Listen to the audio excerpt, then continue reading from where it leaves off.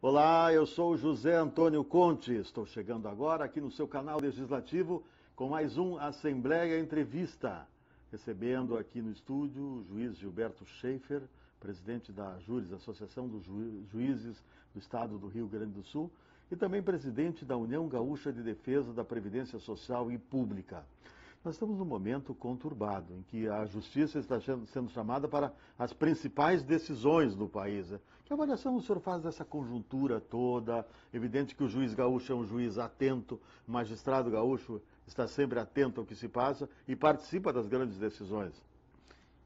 Conte, esse realmente é um momento que nós podemos dizer que é um momento extremamente complicado, conturbado. Eu sempre ando dizendo que é um momento que a gente não vai morrer de tédio. A cada dia surge uma nova informação, um novo debate no cenário nacional, denúncias gravíssimas de corrupção envolvendo os nossos principais dirigentes políticos.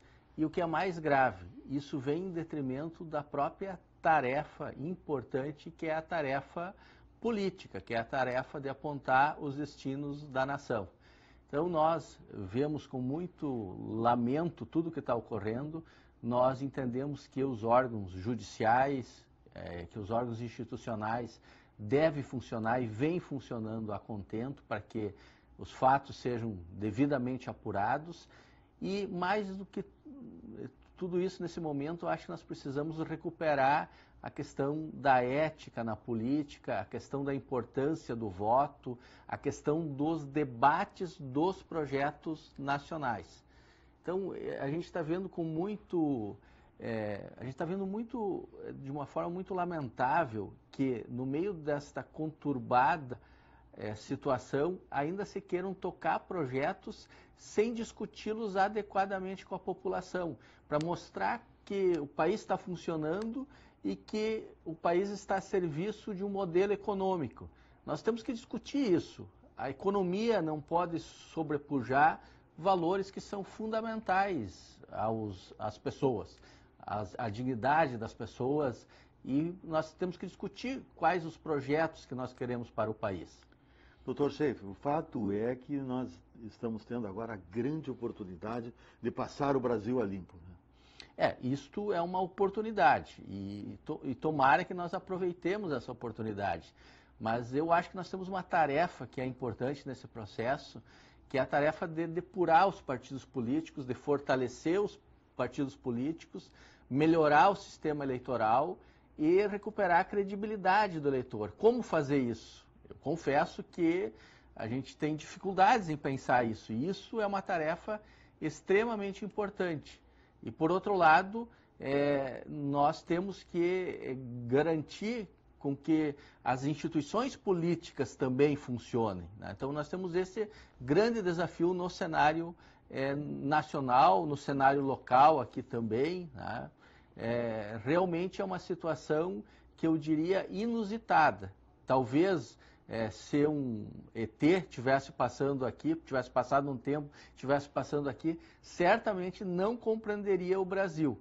Mas, graças ao funcionamento de instituições importantes que foram delineadas na Constituição de 88, e aí o Judiciário foi fortalecido com autonomia, o Ministério Público foi fortalecido com autonomia, foram dados novos instrumentos para as polícias atuar. Então, graças a isso, nós temos uma oportunidade ímpar.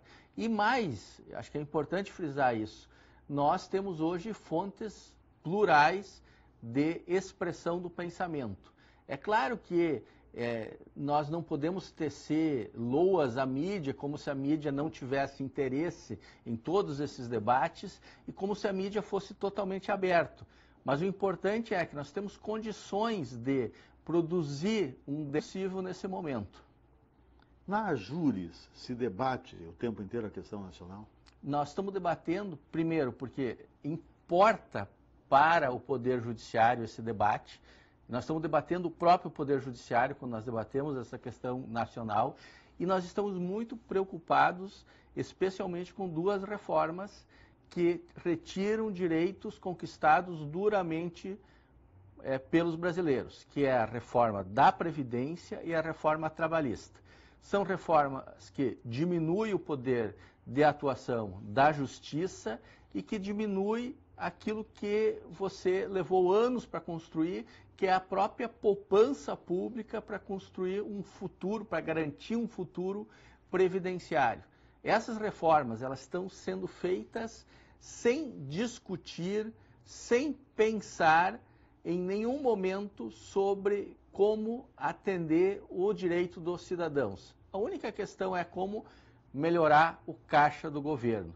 E quando nós observamos essa questão do caixa, a questão do déficit, que está muito debatido, se nós fizermos uma retrospectiva histórica, nós vamos ver que sempre que a Previdência Social no Brasil fez caixa, os governos foram lá, pegaram o dinheiro para fazer outras coisas, gastar, inclusive, talvez o exemplo maior disso seja o financiamento de Brasília. Brasília foi custeada em grande parte pelo dinheiro que estava arrecadado na Previdência Social. A decisão sobre o futuro do Brasil passa pelo Poder Judiciário, sem dúvida alguma, né? Infelizmente nós temos um alto índice de judicialização de todas essas questões, e, seja na própria questão eleitoral, o Tribunal Superior Eleitoral, como sabemos, vai julgar uma impugnação ao registro, à candidatura da ex-presidente Dilma e também do atual presidente Michel Temer. Então, os olhares vão estar voltados para isso e, ao mesmo tempo, as denúncias de corrupção de altos mandatários passa pelo Supremo Tribunal Federal. Então, isso só para dizer que são questões que envolvem políticos e que estão na seara judicial. Mas há outras questões importantes que acabam indo para o Supremo Tribunal Federal para discussão e é possível que também, dependendo de como vão se dar os desdobramentos, que o Supremo seja chamado a discutir se vai a questão de reformas constitucionais para eleições diretas, ou se a eleição for indireta, como é que ela vai ser regulamentada. É possível que o Supremo Tribunal Federal seja acionado. E aí ocorre um fenômeno, que já é um fenômeno antigo, conhecido de quem estuda o direito, que é o fenômeno da judicialização da política. Hoje, praticamente todas as questões importantes têm passado pelo Supremo Tribunal Federal. E aí é daí que tem que vir as decisões. A Lava Jato, por exemplo, o senhor acha que tem possibilidade dela ser interrompida? O novo ministro da Justiça, que vai assumir, estaria assumindo com o propósito de mudar a direção da Polícia Federal. O senhor acredita que há clima para fazer isso no país? Olha, eu vejo o governo muito ousado e espero que a sociedade, que os meios de comunicação discutam essas atitudes. Pelas informações que nós temos, já houve uma redução significativa do orçamento da Lava Jato e isso é extremamente preocupante. Então, o que nós temos que fazer? Nós temos que mostrar que esse processo não pode parar, que ele deve ir para as últimas consequências, ou seja, ele deve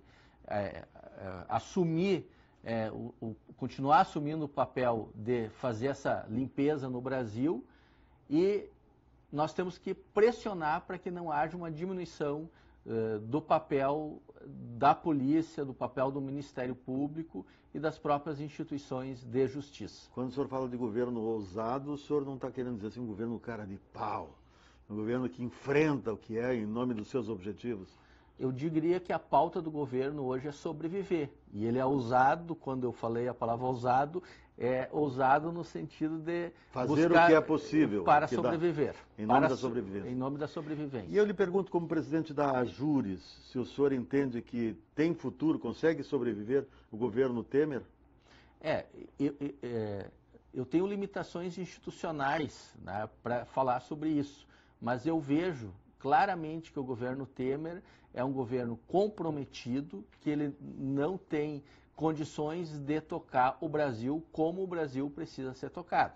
Então, o que a Ajures está defendendo do primeiro momento é de que nós apuremos ao máximo e com a maior rapidez todas as denúncias que estão sendo feitas, e é preciso que haja rapidez nesse processo e que isto afeta a agenda de desmontes do governo, as chamadas reformas. Então nós estamos batendo nisso e isso é importante, esse é o principal foco. Essas reformas devem parar. Primeiro, porque o governo, na presidência da República, está comprometido na medida em que há graves denúncias sobre ele. E segundo, nós não podemos esquecer que uma boa parte desse Congresso está comprometido. Logo no começo dessa legislatura, e algumas vezes eu fui ao Congresso Nacional, e não é segredo para ninguém, mas eu pude perceber isso pessoalmente, eu via que o deputado Cunha tinha uma bancada de mais ou menos 100 deputados, e isso não era segredo para ninguém, mas nós víamos, e eu percebi isso, a forma como ele manipulava, como ele trabalhava com esses 100 deputados. Ora, nem os maiores partidos políticos tinham 100 deputados. E cada vez que você conversava com os partidos políticos, com os interlocutores, eles diziam, bom, agora a gente vai ter que conversar com o Eduardo Cunha. O que é? Isto representa um Congresso que, em grande parte, era um Congresso comprometido com o poder econômico, comprometido com a corrupção. E as denúncias agora que vêm da JBS estão demonstrando esse comprometimento. Então nós não temos aquele republicanismo esperado para discutir as grandes questões nacionais. E por isso que nós estamos dizendo, olha, nesse momento, essas reformas devem ser paralisadas. Até porque, Conte, isso é importante, desde o direito constitucional, quando a gente fala, nós não podemos fazer reformas de maneira atabalhoada. Reformas têm que ser costuradas. Quando nós acompanhamos essa proposta da reforma da Previdência, o que nós notamos? Primeiro, vem uma proposta que não era bem aquela. No outro dia já tinha um outro relatório. Olha, você apresenta uma PEC e no outro dia você já apresenta uma modificação dessa PEC. Olha, tem algo errado. No relatório é a mesma questão. Foi apresentado um relatório, depois um adendo, depois a redação não era mais assim. Ora, isto não é próprio da seriedade que uma reforma constitucional exige. A reforma constitucional a gente tem que saber quais os pontos são importantes, o que está sendo debatido. Item por item. Item por item. Palavra por palavra. Vírgula por vírgula, o que é muito importante. Eu tive a oportunidade, algumas vezes, na questão da reforma da Previdência, conversar com deputados e explicar para eles, por exemplo, o sistema de pensionamento. E eles disseram, não, mas não pode ser isso. Pois é isso que está lá. Um sistema que reduz, falar grosso modo, se a pessoa tem um ganho de 2.000, em termos de valores que ela vai deixar de pensionamento, pode chegar a 800, né? Veja, reduz quase 60% dos valores. Então, isto vai... Pela nova proposta. Pela nova proposta, pela proposta apresentada pelo governo. E isso eu notei que os deputados sequer haviam incorporado, eles sequer conheciam essa questão. Eles sequer conhecem ainda essa questão. Então, o que está em jogo? É que uma proposta de reforma, ela tem que ser uma proposta debatida, maturada, principalmente com dados sérios, concretos sobre a questão do déficit. Não pode servir para fazer caixa, para aumentar o pagamento da dívida. Hoje, o que nós vamos poupar é simplesmente para aumentar o serviço do pagamento da dívida. Ou seja, nós vamos colocar o Brasil a serviço do capital rentista. E nós vamos rifar o futuro das pessoas. Daqui 20 anos, com toda certeza, nós vamos encontrar as pessoas envelhecidas, com uma aposentadoria miserável e infelizes porque não conseguem planejar a sua aposentadoria, a sua velhice. É preciso que se diga que já estamos praticamente assim, né? Exatamente. Já é quase assim, quer dizer, fica ainda, por incrível que pareça, pode ficar ainda pior. Exatamente, e isso é importante, eu acho que vai se aprofundar com muita velocidade esse processo. Muito bem. E que interesses estão por trás dessa reforma, além de fazer mais caixa? Porque seguramente há outros interesses, como se viu, fundos de pensão, essa coisa toda. Certamente o setor bancário vai ganhar muito, porque muitas categorias, muitas pessoas, primeiro, vão ser forçadas para ter um futuro melhor, a se encaminhar para a previdência privada que muitas vezes a gente sabe que também tem sérios problemas. O telespectador deve estar se lembrando agora, e se fizer uma rápida pesquisa no Google vai ver, o Chile, que privatizou totalmente a Previdência, agora as pessoas começam a receber os primeiros valores, e valores extremamente baixos. Fora todas as questões que os fundos de pensão sofrem, muitas vezes, de má gestão, e a gente conhece vários fundos que tiveram problemas, e o próprio risco do investimento. Então, sem sombra de dúvida, o setor bancário vai ganhar muito, porque há muita economia por trás disso. Então, essa é a primeira análise que nós fizemos. Os juízes estão atentos. Os juízes estão atentos. Nós estamos atentos primeiro, porque nós achamos que tem um grande valor na Constituição de 88, que é o valor de construir um Estado democrático de direito e de erradicar a pobreza e a marginalidade. E a Previdência, que no conjunto da Seguridade Social, da assistência, da saúde, ela forma um importante pilar do que se chama de Estado social. Um Estado que também age sobre a sociedade. Um Estado que também procura recuperar a sociedade. Então, esse é o primeiro ponto. Segundo, nós temos uma preocupação com a carreira do judiciário, com a carreira do juiz.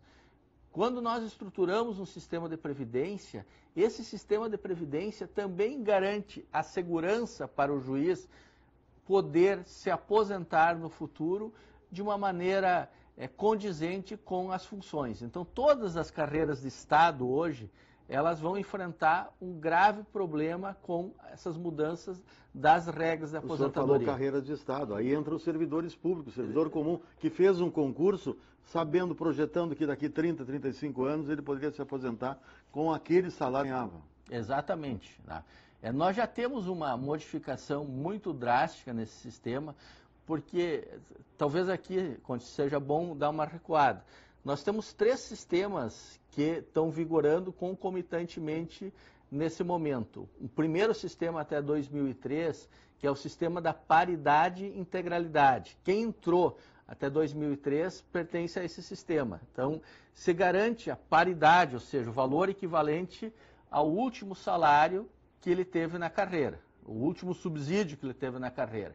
Depois, nós temos o sistema das médias, em que você faz um cálculo levando como fator de cálculo 80% da média das contribuições. Já começa a cair. Já começa a cair. Mas vejam, o sistema da reforma ele é muito mais drástico, porque ele faz o cálculo sobre 100% das médias das contribuições para servidor público e para o regime geral de previdência. Ou seja, se você, durante um determinado período da vida, você teve uma contribuição mais baixa para a Previdência, geralmente quando você entra no mercado de trabalho, isto também vai entrar no bolo. E mais, como todos sabemos, nessa reforma, você começa ganhando 70%. Quem paga como autônomo geralmente paga pelo menor valor. Exatamente. E mais, eu tenho conversado com pessoas que são autônomas, elas se sentem desestimuladas a contribuir, a prosseguir pagando. A prosseguir pagando. E aí o que nós vamos ter? Nós vamos ter uma queda na contribuição. Aliás, queda na contribuição que também vai se dar na reforma trabalhista se ela for aprovada dessa forma. Por quê? Porque você diminui o bolo de arrecadação sobre o qual incidem as verbas previdenciárias. E aí, para finalizar, o terceiro modelo, Conte, é o modelo... É bom para a gente entender tudo isso. É o modelo da Previdência Complementar, que os servidores do Rio Grande do Sul, que ingressarem agora, com exceção dos servidores do Judiciário, do juiz, que por enquanto há uma liminar nesse sentido, não estão dentro, que é até o regime geral da Previdência, você ganha nesse teto, né? Nesse valor. O que passou do regime geral da Previdência você vai formar uma poupança individual, você diminui a alíquota e você vai receber aquilo que tiver que receber. Quando você recebeu, terminou. Né? Hoje, isso é importante que o telespectador tenha consciência. Hoje nós contribuímos com 14% dos nossos rendimentos, 14% dos nossos subsídios.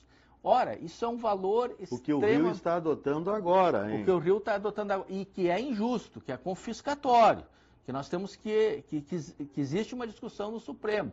Mas 14%, enquanto a iniciativa, o Plano Federal fica em 11%, iniciativa privada ou empregado contribui 8%, dependendo da situação, ou mais, o funcionário público estadual, os magistrados contribuem com 14% e o governo contribui com igual percentual. Então, nós temos um enorme bolo arrecadatório de momentos que o Estado não contribuiu para a Previdência e agora estão cobrando dessa geração esse preço. Muito bem. Bom, nesse momento que nós estamos gravando aqui, se discute, o governador fez um pronunciamento dizendo que vai levar 3 estatais ao plebiscito, isto é, se a população quer ou não se desfazer dessas estatais, vendê-las, entre as quais a CE, que é a mais famosa, que está sempre do lado da gente, não é? Como é que a justiça vê isso? O que os juízes entendem? Esse plebiscito deve ser feito esse ano, quem sabe esperar para o ano que vem, que é ano de eleição? Em primeiro lugar, eu acho que tem que ressaltar a importância do plebiscito. Né? É uma consulta à população, significa que vai ser feito um debate, que esperamos que seja feito de forma mais ampla possível, tem que consultar a população, tem que dar informações para que seja feita, para que se possa tomar uma decisão adequada. Eu acredito que nós temos que pensar justamente no que está por trás disso, que é a adesão a esse plano de recuperação fiscal. E o que nós temos defendido na Júris? Que esse plano transforma o governo do Estado, transforma o Estado num departamento da União. Ele tem medidas draconianas, ele vai aumentar no futuro o comprometimento do Estado do Rio Grande do Sul com o pagamento da dívida, portanto, ele pode ser vantajoso a curto prazo, mas a longo prazo ele é extremamente deletério para os interesses do Rio Grande do Sul. Então, olhando desse prisma, eu acho que nós temos uma boa oportunidade de discutir esse plebiscito. E é importante que se discuta, né? Junto com uma eleição, talvez. Né? Seria o caso até de discutir uma possível privatização, já que se fala tanto do Banrisul. Faz o plebiscito, vê o que a opinião pública acha disso também. Aí é uma decisão de governo, mas... Que não faz parte do que se anuncia, né? Agora, é importante, o meu olhar pessoal é de um ponto de vista constitucional. E do ponto de vista constitucional, eu espero que a Assembleia, ao aprovar isso, a Assembleia coloque a pergunta para cada empresa. Cada empresa discrimine de forma... CRM, exatamente. Por quê? Porque isso vai permitir com que você possa fazer análise de cada uma das situações e não... E é importante que se diga, por exemplo, a CRM, tem gente, tem parte da sociedade que não sabe do que se trata, que empresa é essa? Exatamente. Qual é a importância estratégica dos minérios, se essa importância estratégica vai estar comprometida ou não vai estar comprometida. Então, esse é um debate extremamente importante. Mas eu volto no ponto que eu acho importante. Eu acho que é importante que se reflita, como prévio ao plebiscito, a adesão a este plano de recuperação fiscal. Nós vamos ser transformados num simples departamento da União, com interventores.